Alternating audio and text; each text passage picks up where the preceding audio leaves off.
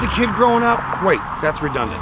When I was a kid, my mom taught me to look both ways before crossing the street. Didn't your mom teach you that too? I thought so.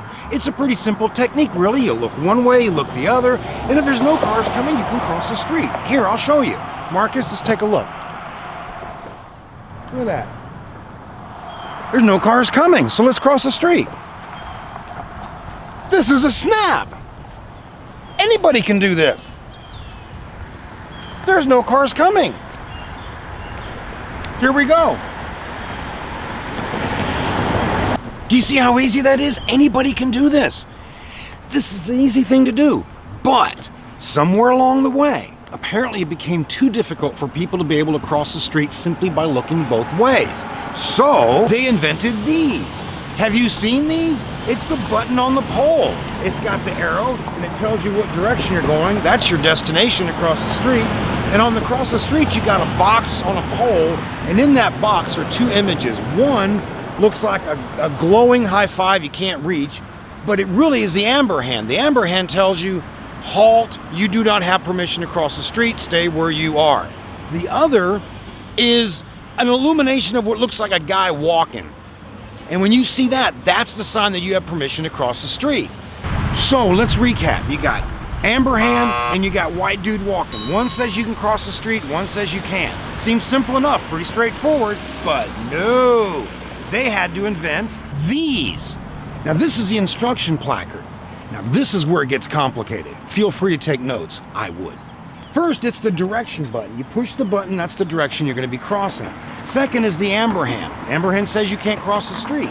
White dude walking, that's your permission. You now have permission to cross the street. Then they threw in the timer. The timer is designed to tell you what the duration is. No dilly-dallying. When that timer goes on, you better get moving. So now it looks like crossing the street has become part of a 4-step program. And we'll be back after this message. Tatro and Tatro Research and Development is a world-renowned organization designed to provide the finest public service announcements available. We spend hours every year collecting, gathering, and putting together information that's designed to provide better quality of life for you and your family. One example of that is, we're working on a project right now that's designed to help people more efficiently and safely cross the street. But the graphic's not up yet. We seek the advice of top experts in their field of expertise to provide you with the most reliable and dependable information available. So visit us at our website at www. The website isn't done yet. We haven't finished building it. Our services are good for people of all walks of life, whether you're young or old, 2 years old or 92 years old, whether you're in diapers or whether you're in diapers. Our information can benefit you. So call us at our toll-free numbers, 1-800-2... Phone bill wasn't paid. The phone's not working right now. What are you doing? What gives? We're in a shoot. We didn't pay the bill on that either? Okay. Remember, Tatro and Tatro Research and Development, because we're here for you. And we're back. Let's take a look at the intersection, shall we? It's Memorial Drive. It runs east to west. We're going to be crossing right here. Now, I drew this basic diagram of the subject intersection where Marcus and I will endeavor to cross the road, just like the proverbial chicken. Except we're going to have modern technology that'll help us out so we can safely cross the road and not get hit by any rented box trucks. We'll start here on the north side and we'll end up on the south side. The distance is about 60 feet.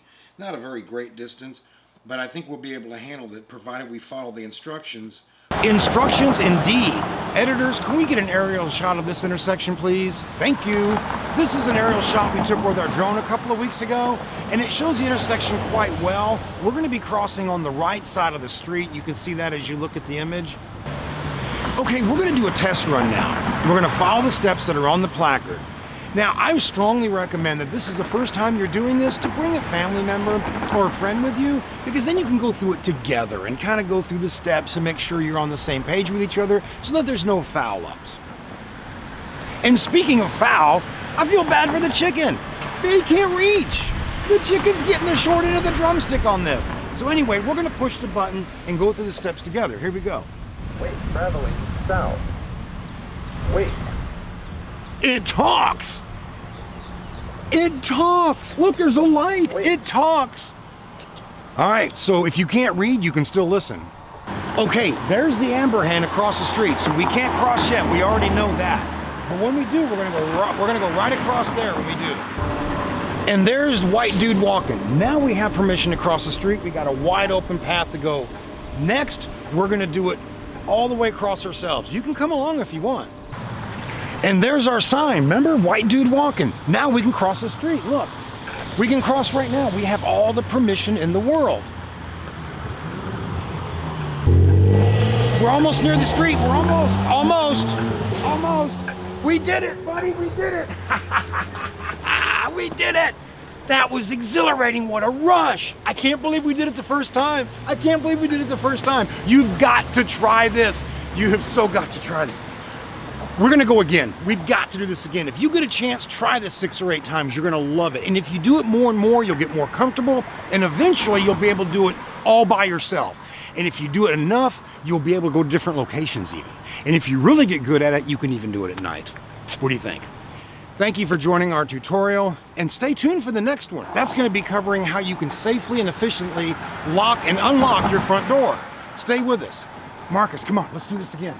Wait, traveling. It talks, I can't believe it talks.